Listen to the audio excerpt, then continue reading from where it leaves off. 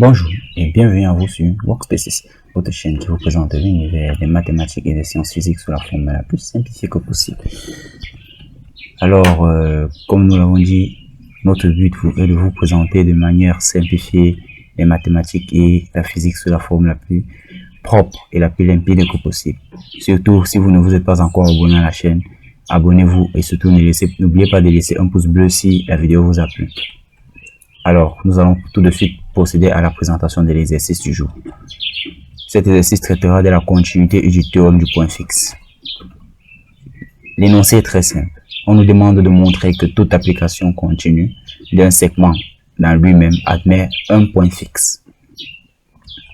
Pour cela, nous allons d'abord dire soit f une application continue du segment AB dans lui-même, et nous allons appeler x0 un point fixe de f.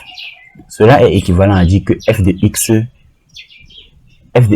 est égal à x0.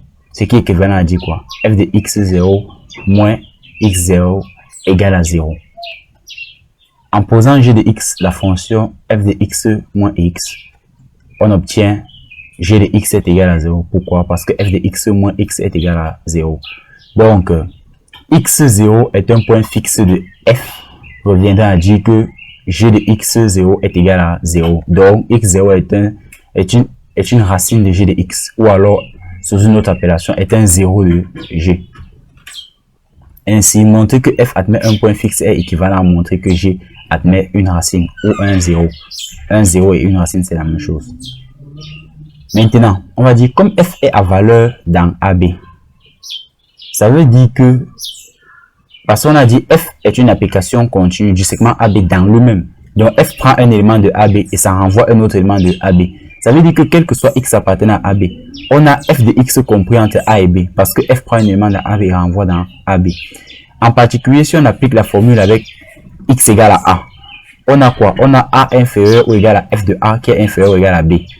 En retranchant A, donc en diminuant A de tous les côtés, on a 0 inférieur ou égal à f de A moins A qui est inférieur ou égal à B moins A.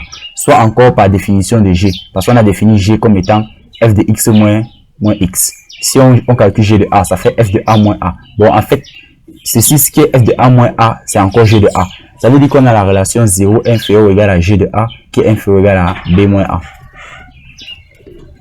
De même, si on retranche B à chaque membre de l'inégalité, on obtient A inférieur ou égal à f de B qui est inférieur ou égal à B.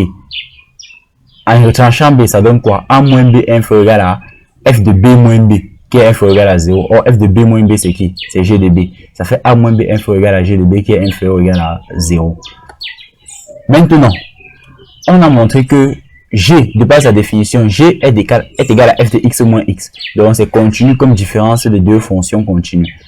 Maintenant, on a vu que G de A est inférieur à 0 et que G de B est supérieur ou égal à 0. Donc, d'après le théorème des valeurs intermédiaires, pour 0 appartenant à l'intervalle G de A, G de B, il existe x0 qui appartient à AB, tel que G de x0 est égal à 0. Comme G de x0 est égal à f de x0 moins x0, alors G de x0 est égal à 0 implique que f de x0 est égal à x0 et f admet donc un point fixe sur AB. Donc, c'était l'essentiel de cette vidéo. Merci de nous avoir suivis et surtout n'oubliez pas de laisser vos commentaires